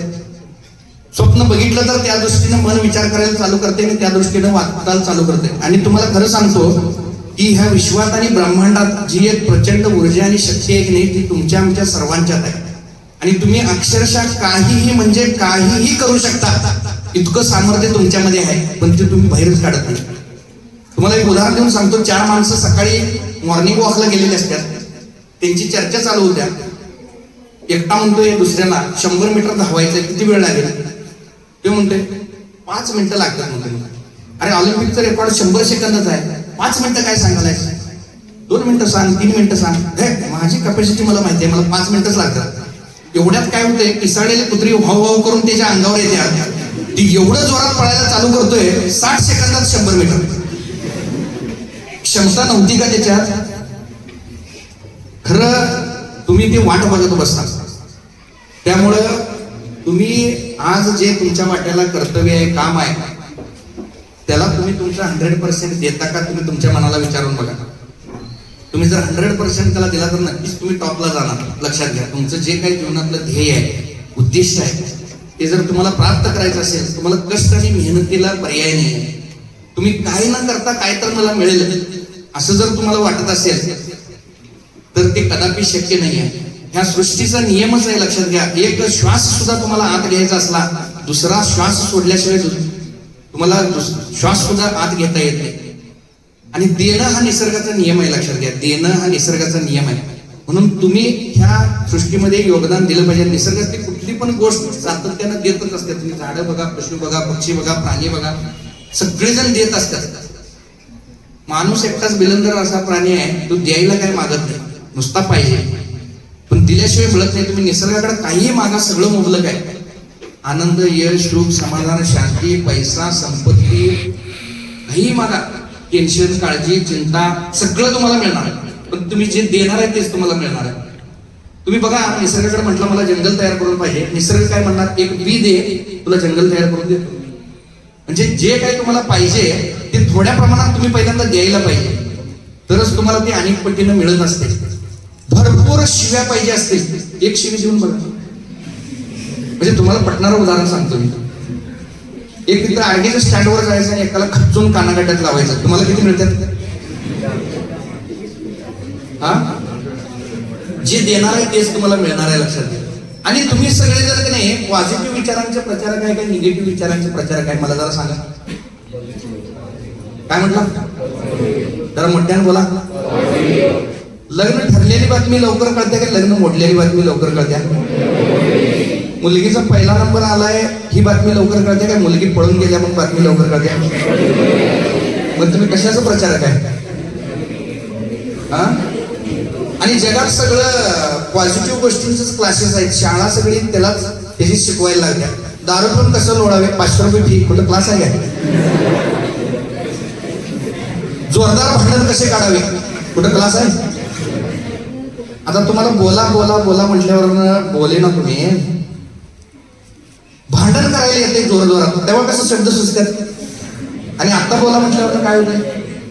भांडायला येते आणि बोलायला येत नाही.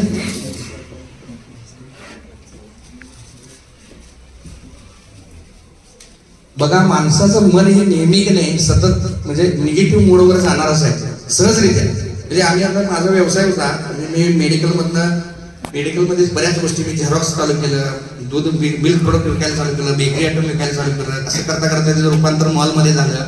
मग गावात पतसंस्था नव्हती म्हणून संस्था काढली, संसार सेट लग्नाचं साहित्य नव्हतं म्हणून ते काढलं. असं करत करत करत पण जनरली लोक जी भेटतात की नाही, लोक सर निगेटिव्ह बोलायची दिवसभरात सवयच आहे. झेरॉक्स बंद आहे, दूध संपलंय, साहेब नाही, विचारायला काय पाहिजे? तुम्ही सतत पॉझिटिव्ह असायला पाहिजे जीवनामध्ये. लक्षात घ्या, तरच तुम्ही जीवनात टॉपला जाऊ शकता. आणि तुम्हीही देणं अपेक्षित आहे. तुम्ही काय तर द्यायला जन्माला आलेला आणि तुम्ही दिला तरच ते मिळणार आहे. शेवटचं मी 5 मिनिटं तुम्हाला सांगतो, एक जीवनाचा अत्यंत महत्वाचा मूलमंत्र. तुम्हाला जीवनात जर टॉपला जायचं असेल तर तुमच्या गाठी आणि पाठी पुण्याही पाहिजे. जीवनात चांगल्या चांगल्या गोष्टी मिळायच्या असेल, जीवनात पैशाच्या कमाईची जितकी गरज आहे त्यापेक्षा काकणभर अधिक पुण्याची गरज आहे. जीवनामध्ये बऱ्याचशा चांगल्या गोष्टी आहेत. म्हणजे तुम्हाला चांगली नोकरी मिळणं असेल, चांगला व्यवसाय मिळणं असेल, चांगली बायको मिळणं, चांगली मुलं जन्माला येणं, घरात चांगलं आरोग्य असणं, हे चांगलं चांगलं चांगलं मिळायचं असेल तर तुमच्या गाठी आणि पाठी पुण्यही असायला लागतं. आणि हे पुण्य कमाईचा सगळ्यात सोपा आणि बेस्ट मार्ग जर मी तुम्हाला सांगितलो, तुमच्याकडे काही नाही, तुम्ही गरीब आहे, सर्वसामान्य आहे, तुमच्याकडे द्यायला काही नाही आहे, तरी सुद्धा तुम्हाला एक असा मार्ग सांगितलो की ज्याच्यातनं तुम्हाला अगणित पुण्य मिळेल आणि हे जीवनात चांगलं चांगलं सगळं तुम्हाला प्राप्त होईल. तर तुम्हाला ऐकायला आवडेल का? आता एवढं बारकाईने सांगितलं मग मी सांगायचं राहू दे, मला सांगू दे का नको? असं जरा जोशात उत्तर द्या की.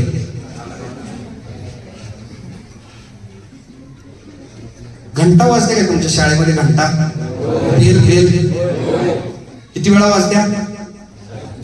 3 वेळा वाजत्या. 3 वेळा वाजत्या, सगळ्यांना माहिती आहे. पहिली घंटा, माझ्या बरोबर म्हणा, पहिली घंटा शिकण्यासाठी असते, शाळा भरण्यासाठी असते.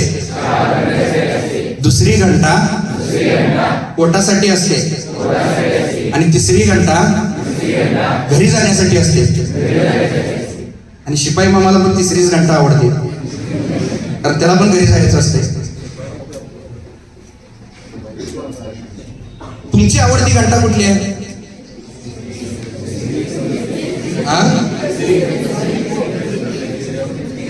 आता गमत म्हणजे मी आमच्या वेळेस सुद्धा असं व्यक्ती बघायचं, निरीक्षण करायचं ही माझी सवयच होती. पहिल्या घंटेला कसं येतोय आपण, जरा तोंड बघायची सगळ्यांची. पहिली घंटा ज्यावेळी होत्या की नाही,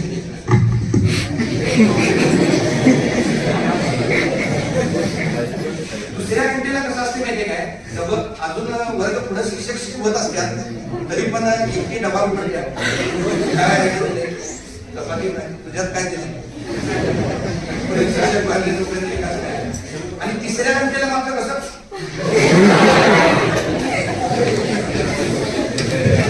पहिली जेवढी घंटा तुमच्या आवडती असते की नाही, तिसरी घंटा जेवढी आवडते की नाही, तेवढीच पहिली घंटा तुम्हाला आवडली पाहिजे. लक्षात घ्या, तरच तुम्ही जीवनात टॉपला जाऊ शकता. आणि कसं आहे माहिती आहे काय, कुठलं पण म्हणजे एक बँड वादन इफेक्ट म्हणून एक आहे की जिथं काय टाइम घालवायला नाही पाहिजे तिथं आपण लई टाइम घालवतो. म्हणजे इथे असं एक उदाहरणार्थ बघा, एक जेसीबीचं काम चाललेलं असते आणि तिथं उगाचच 10 जण बघत उभारलेले असतात त्याला, आणि ती 10 जण काय बघायला, हे बघायला चौथाई घेऊन त्यांच्याकडे बघत असते. म्हणजे ज्याचा आपल्याला काय उपयोग नाही. आता भांडण लागलेलं असते की नाही, तिथं काय कोण तुम्हाला निमंत्रण देते काय, या या या सर आता सुरू झाले. एक आजी असते, तिला उभारायला येत नसते, ती पण आजी घरात बाहेर जाऊन आणि त्या भांडणात असं इन्व्हॉल्व झालेलं असते, ती एकमेकाला शिवाय देत असतात, जोरदारात बोलत असतात, एकदम तल्लीन होऊन. आणि त्याला मध्यंतर असते काय, थांबा जरा, थांबा, हे जरा पाणी घ्या. तरी पण तिथं तासन तास टाइम आपण आपला घालवत असतोय. असो, जरा आळस आल्यामुळे वाटला तुम्हाला म्हणून मी जरा काहीतरी गमती जमती केल्या. तुम्हाला मी धंदा उद्योग व्यवसायाचं मार्गदर्शन परतच्या वेळी, तर तुम्ही बोलणार असला तरच मी येणार. परत ऐकायला आवडेल काय तुम्हाला सगळ्यांना? कुणाला उद्योजक व्हायचं आहे? जरा मोठा हात वर करा, कुणाला उद्योजक व्हायचं आहे?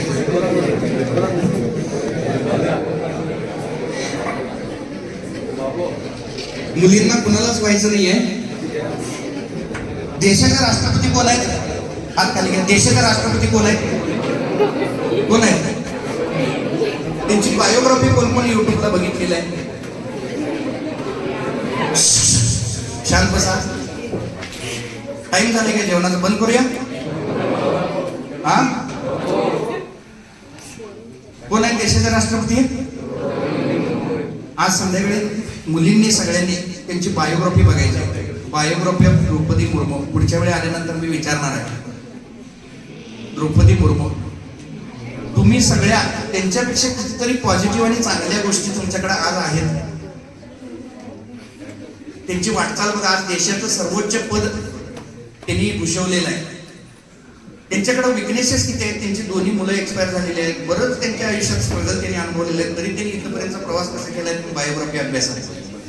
कित्येक महिला उद्योजक झालेल्या, टॉपला असलेल्या, तुम्हाला उदाहरण देऊ शकेल अशा पुढच्या वेळी मला प्रत्येकाने 2-4 नावं सांगायचे. तुम्हाला मी टास्क घेऊन जाणार आहे. मुलाने सुद्धा रोज एक, तुम्ही दिवसातल्या 24 तासापैकी मी म्हणतो एक 15 मिनिटाचा वेळ हा काहीतरी शिकण्यासाठी घालवा. शरीराला कसं ताज्या अन्नाची गरज असते, तसं मेंदूला आणि बुद्धीला सुद्धा चांगल्या विचारांची गरज असते. तुम्ही मेंदूला आणि बुद्धीला फिडिंग करता का? बघा, इथनं वरच्या भागाला जे खाद्य देतात ते जीवनात नेहमी टॉपला जातात. आपलं शरीर जर संपूर्ण बघितलं, हा भाग 5% आहे आणि इथनं खाली आपलं 95% शरीर आहे. आणि जी लोक इथनं वरच्या भागाला खाद्य देतात त्यांच्याकडेच जगातली 95% संपत्ती आहे. म्हणजे पूर्ण जगातली 95% संपत्ती, पैसा हा 5% लोकांकडे आहे. आणि 95% लोक ही 5% संपत्तीत गुजारा करतात, जी इथनं खालच्या भागाला काम करतात. ह्यालाच कष्टवत्यात, ह्यालाच झिजवत्यात, ह्यालाच खायला देत्यात. समोसा तुझको दिया, तेरा तुझको अर्पण.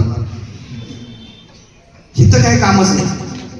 म्हणून तुम्ही आजपासून काय करायला पाहिजे, पुढच्या वेळी रोज काय 10 मिनिटाचं बघितलो आणि आज काय मी शिकलो, ही सगळ्यांनी वह्या घाला. मी सर इथनं पुढे म्हणजे जेवढं शैक्षणिक वर्ष आहे की दर महिन्याला एकदा मी घेऊन जातो. यांना दिशा द्यायचं म्हटलं, हे टास्क द्यायचं, सगळ्यांनी एक वही घाला, आजची तारीख लिहायची, आजचा 15 मिनिटं वेळ मी आज काय नवीन शिकलो, एक मोटिवेशनल व्हिडिओ बघायचा, आज काय शिकलो लिहायचं. आणि ज्यांच्याकडे वह्या असतील आणि ज्यांनी लिहिलेलं असतील की नाही त्यांनाच इथं हॉलमध्ये प्रवेश द्यायचा. म्हणजे ह्यांना आपण घडवायचंच आहे. म्हणजे आरग मधले एवढी सगळी बसलेली ज्यांची इच्छा आहे तीव्र जीवनात मला काय तर करायचं आहे, त्यांना आपण टॉपला घालवू, म्हणजे त्यांचं जगात नाव व्हायला पाहिजे. अशा पद्धतीने यांचं ट्रेनिंग घेऊ आपण. पण प्रवेश त्यांनाच द्यायचा ज्यांनी वहीमध्ये दररोज लिहिलेलं आहे. ते अभ्यासक्रम तपासूनच मग प्रवेश, तुम्ही ते आदल्या दिवशी करून ठेवा. मी उद्या येणार आहे म्हटलं की नाही, मॅडम कोण कोण आहे यांना शिकवायला, तुम्ही आहे का सगळेजण? मग आदल्या दिवशी वह्या, आणि मी चेक केला तरच येणार. म्हणजे ज्यांच्याकडे ते वह्या असतील आणि त्या तारखेचं, म्हणजे उगाच करायचं म्हणून करायचं नाही, मन लावून बघायचं त्या व्हिडिओमध्ये काय आहे, मोटिवेशनल स्पीकरनी काय सांगितलेलं आहे आणि ह्यातनं मला काय शिकायचं आहे. सगळ्यात पहिल्यांदा मी टास्क दिलेला आहे, आज नवीन वही घालायची आणि गेल्यानंतर तुम्हाला जे काय आतापर्यंत चांगली वरदानं मिळाल्यात त्या 10 वरदानांची यादी करायची. आणि तुम्हाला जे जे काय चांगलं मिळालेलं आहे त्याच्याबद्दल कृतज्ञता लिहायची आहे ते वहीच्या पहिल्या पानावर. दुसऱ्या पानावर आजपासूनच, आज तारीख आहे 12 ऑगस्ट. 12 ऑगस्ट पासून हे शैक्षणिक वर्ष संपूपर्यंत एकही पान कोरं दिसलं नसलं पाहिजे की ज्या दिवशी मी आज काय शिकलो नाही म्हणून लिहिलो नाही. म्हणजे तुम्ही त्या मोटिवेशनल स्पीकर नाही, तुम्हाला भेटणारी माणसं, एखादा नवीन मुलगा भेटला, एखाद्याने नवीन काही ज्ञान दिलं, आज मी नवीन काय शिकलो अकॅडमिक शिक्षणाव्यतिरिक्त, म्हणजे शाळेत जे शिकायला ते तुम्ही क्रमिक पुस्तकांमध्ये आहे, तुम्ही ते वहीत लिहायला, ते परीक्षा पास व्हायला ते नको आहे. ते तर तुम्ही करणं गरजेचंच आहे. सध्या तुम्हाला ते मार्क मिळवायचे आहेत. हे सध्या टास्क तुम्ही घ्या. सगळ्यांना आवडेल घ्यायला हे? सगळेजण करणार? कोण कोण करणार हात वर करा जरा. कोण कोण करणार हात वर, जरा मोठा हात वर करा. जरा फोटो घ्या सर, फोटो, नितीन फोटो घ्या. ह्यातल्या कोणाच्या वह्या नसल्या पुढच्या वेळी त्यांना हात घ्यायचं नाही आपण. जरा मोठा हात वर करा, मोठा हात वर. वह्या सगळे जर घालणार, कुणाला काय अडचण आहे याच्यामध्ये? हा, जरा फोटो काढायचे, हात वर करा की. हात खाली असलेली पुढच्या वेळी नाही आले तर चालतात. असं मोठा हात वर करा. अर्धा हात वर असला तर त्यांना अर्धच ज्ञान सांगतात. मोठा हात वर करा. कुणाचा हात खाली आहे का जरा आजूबाजूने बघून घ्या शेजारी. जरा असो घ्या हात खाली. सांगा बघू, आता शेवट करायचं आहे आपल्याला. काय सांगायचं राहिले? काय सांगायचं राहिले? मी तुम्हाला काय तर सांगणार होतो. बस करूया? हा, मंत्र सांगायचा राहू दे. हा, तुम्हाला मी एक पुण्य कमायचं. पुण्य बघा, जीवनामध्ये तुम्हाला चांगलं चांगलं चांगलं जर प्राप्त व्हायचं असेल तर ते पुण्य कमाईचा मी एक मंत्र सांगणार आहे तुम्हाला. अगणित पुण्यप्राप्तीचा मंत्र म्हणजे सर्वसामान्य माणसाला सुद्धा ज्याच्याकडे चांगली शरीरयष्टी नाही, ज्याच्याकडे चांगली बुद्धी नाही, ज्याच्याकडे धनसंपत्ती नाही, अशा पण प्रत्येक इथं पृथ्वीवर जन्माला आलेल्या माणसाला अगणित पुण्य प्राप्त करायचं असेल तर मान दिला तुम्हाला पण मान मिळतो. तुम्ही कुणाचा अपमान केला तुमचा पण अपमान होते. थोडक्यात काय, ज्या इष्ट किंवा अनिष्ट पद्धतीनं तुम्ही विचार करता, बोलता आणि वागता तसं तुम्हाला जगाकडनं प्रतिसाद मिळतो. एक महिला होती, ती आरगमध्ये राहत होती. ती काय म्हणायची, शेजारीच बाद आहे, आमची शेजारी लई बाद आहे. मग ती आरगेतनं बेळगेला राहायला आली. तिथं पण 3 महिने गेलं, तिथं पण म्हणाली शेजारी बाद आहे. मग तिथं 3-4 महिने राहिले, तिथनं मिरजेत राहायला गेली. तिथं पण 3-4 महिने गेल्यावर म्हणाली शेजारी बाद आहे. आता एका ठिकाणी शेजारी बाद असू शकते हो, सगळ्याच ठिकाणी कसे शेजारी बाद असतील, हीच बाद होती. पण आपल्याकडे काय चुका आहेत, माझ्यामध्ये काय दोष आहेत हे मला समजतच नाही ना. आपलं शरीर जे आहे की नाही, जसंच्या तसं आपण बघू शकतोय काय, आरशात पडलेलं पण आपलं प्रतिबिंब आहे. मग कारण ते शरीर आपल्या जवळ आहे, आपल्याला पण बघू शकतोय समोरचा. तसं दोष जे तुमच्यामध्ये आहेत ते तुमचं तुम्हाला कळतच नसतात, ते कळतात समोरच्याला. ज्यावेळी एखादा माणूस दोष सांगतोय, काय तर सांगतोय, सुधारणा सांगतोय, बदल सांगतोय, शिक्षक ज्यावेळी एखादी काही गोष्ट सांगतात त्यावेळी त्याला तुम्ही पॉझिटिव्हली घ्यायला पाहिजे आणि सगळ्यांचा आभार मानायला पाहिजे. कारण त्यांनी त्यांचं वेळ आणि बुद्धी तुम्हाला सुधारायला खर्च करायला लागतात. मग तुम्हाला जर चांगलं चांगलं पाहिजे असेल, बघा तुम्हाला तुमचं कौतुक व्हावं असं वाटतंय की नाही, पण तुम्ही कुणाचं करत नाही. तुम्हाला तुमचं कौतुक व्हावं असं वाटत असेल, तुम्ही इतरांचं करायला पाहिजे. कौतुक करायला काय पैसे पडत नाहीत, कष्ट पडत नाहीत, खर्च येत नाही. पण सगळ्यात जास्त कंजूसी माणूस याच्यात दाखवतो. कारण की मनाचा मोठेपणा जो असते ते नसते. चांगलं बोलायला आणि आनंद वाटायला पैसे लागतात का? एखाद्या दीदीनं चांगला ड्रेस घालून आली, किती छान ड्रेस आहे, किंवा काय कानातलं गळ्यातलं छान आहे म्हणायला छान दिसत असते, खरं म्हणायला कसं मनाला ते माझ्याकडे नसलं म्हणजे मत्सरी स्वभाव हो. शाळेत हे जास्त आढळते. म्हणजे मत्सर हे एक दोष आहे माणसातला, की ज्याचं वर्णन कसं करता येते. तुझ्यापाशी जे आहे त्याला ते मला हवं आहे असं वाटणं स्वाभाविक आहे, जन्मजात ते जन्मापासून आलेलं आहे. पण त्याची दुसरी अवस्था कशी असते, तुझ्यापाशी जे आहे ते मला हवं आहे आणि त्याचा मला राग यायला लागला. आणि त्याची तिसरी अवस्था कशी असते माहिती काय, तुझ्यापाशी जे आहे ते मला हवं आहे, त्याचा मला राग यायलाय आणि ते तुझ्यापाशी नसावं ही माझी इच्छा आहे. आणि असं बघा की म्हणजे पहिला नंबर आला, पेढ द्यायला आले किंवा शेजाऱ्यानं गाडी घेतली, किती जणांना आनंद होतोय. पेढा द्यायला आला, हा द्या द्या द्या म्हणायचं. खरं आता काय वाटतंय, आपण टीव्ही घेतल्याला जेवढा आपल्याला आनंद होत नाही, तेवढं शेजाऱ्यानं फ्रीज घेतलं की दुःख होते. का बरं? दुसऱ्याच्या दुःखात सहभागी होणं सोपं आहे, आनंदात अवघड आहे. पण तुम्ही दुसऱ्याच्या आनंदात सहभागी व्हायला शिकला, तुमच्या जीवनात अगणित पद्धतीनं आनंद येतोय. तर शेवटचा फॉर्म्युला काय आहे माहितीये का, तो जितक्या पोटतिडकीनं तळहातावर तळहात घासून तुझे तळपट हो म्हणून आपण शाप देतोय, तेवढ्याच पोटतिडकीनं सर्वांचं भलं व्हावं, सर्वांचं कल्याण व्हावं, सर्वांना आनंद, आरोग्य, ऐश्वर, धन, संपत्ती, पैसा प्राप्त व्हावा म्हणून मनापासून, पोटातनं नाही, पोटातनं तुम्ही जर प्रार्थना केला तर अगणित पुण्य यातनं प्राप्त होते. आणि ही जी प्रार्थना आहे, हे ईश्वरा सर्वांना चांगली बुद्धी दे, आरोग्य दे, सर्वांना सुखात आनंदात ऐश्वर्यात ठेव, सर्वांचं भलं कर, कल्याण कर, रक्षण कर आणि तुझे गोड नाम मुखात अखंड राहू दे. शुभ चिंतन करणं, शुभ इच्छा करणं, शुभ बोलणं आणि शुभ करणं. तुम्ही किती व्रतवैकल्य केला, तुम्ही किती गंडरोर बांधला, किती व्रतवैकल्य केला, किती उपास तपास केला, तुम्ही आडवा पट्टा मारला काय लांबडा पट्टा मारला, किती जपमाळ जोरात वाढला, ह्या सगळ्यापेक्षा तुम्ही सातत्यानं विचार कसा केला, तुम्ही बोलला कसं आणि तुम्ही वागला कसं, ह्याच्याकडूनच तुम्हाला जीवनात येणारे सुख दुःख आणि तुम्ही जीवनात किती टॉपला जाणार हे ठरलेलं असतं. तुम्ही उठल्यापासून झोपेपर्यंत 60,000 विचार करता, त्यातल्या 1,000 वेळा जर ही प्रार्थना केला तर तुमच्या जीवनात तुम्हाला पाहिजे ते सगळं A to Z सगळं प्राप्त होते. माझी 5,000 सुद्धा गोळा करायची लायकी नव्हती, आज करोडो रुपयांमध्ये आमचा व्यवसाय हे केवळ आणि केवळ शक्य झाले हे प्रार्थनेमुळे. प्रार्थनेमुळं तुमच्या मनाला कायम कचरा विचार करायची सवय जी लागलेली आहे, रिकामपणी म्हणजे धुणं धुताना, भांडी घासताना किंवा सायकलवरनं येताना, गाडीवरनं जाताना, शेतात काम करताना, ज्या ज्या वेळी आपण डोक्यानं रिकामं असतोय त्या त्यावेळी तुम्ही जर प्रार्थना म्हणायला चालू केला, भेटणाऱ्या प्रत्येक माणसाला देवाचं भलं होते, देवाचं कल्याण होते, देवाचा संसार सुखाचा होते, असं जर तुम्ही म्हणायला चालू केला तर अगणित पुण्य. बघा, तुम्ही केलेला प्रत्येक वाईट विचार, तुम्ही बोललेला प्रत्येक वाईट शब्द आणि तुम्ही केलेलं प्रत्येक वाईट कर्म हे तुमच्यावरच वाघासारखं झडप गेले टपून बसलेलं असते.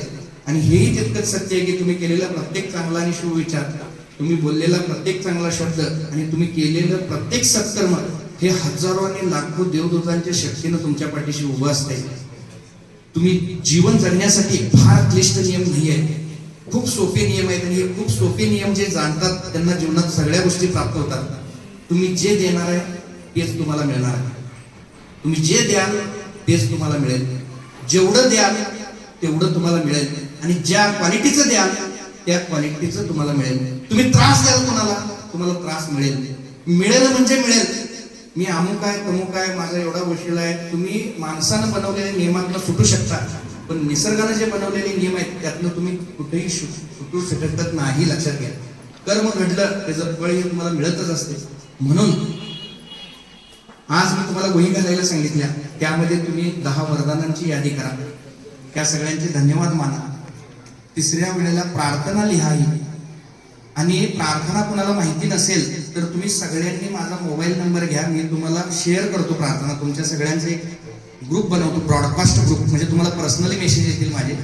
दररोज माझ्याकडं मी रोज 50 पानं वाचल्याशिवाय झोपत नाही. मी रोज प्रेरणादायी स्टेटस मोबाईलला ठेवत असतो.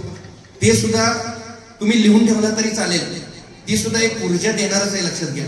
त्यामुळं सगळ्यांनी A to Z मुलांनी नंबर सेव्ह करा आणि मला व्हॉट्सअपला विठ्ठल विठ्ठल टाका किंवा हाय पाठवा आणि तुमचं नाव पाठवा, म्हणजे मला नंबर सेव्ह करायला बरं होईल.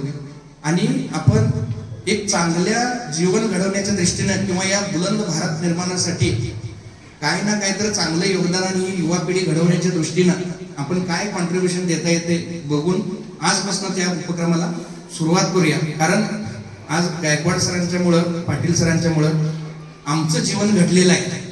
यांनी वेळोवेळी जे आम्हाला मार्गदर्शन द्यायचे, सर मला भेटल्यानंतर सारखं खंत व्यक्त करत असतात की तुमच्या वेळची बॅच खूप सुंदर बॅच होती, आजची मुलं खूप बदललेली आहेत या सोशल मीडियाच्या.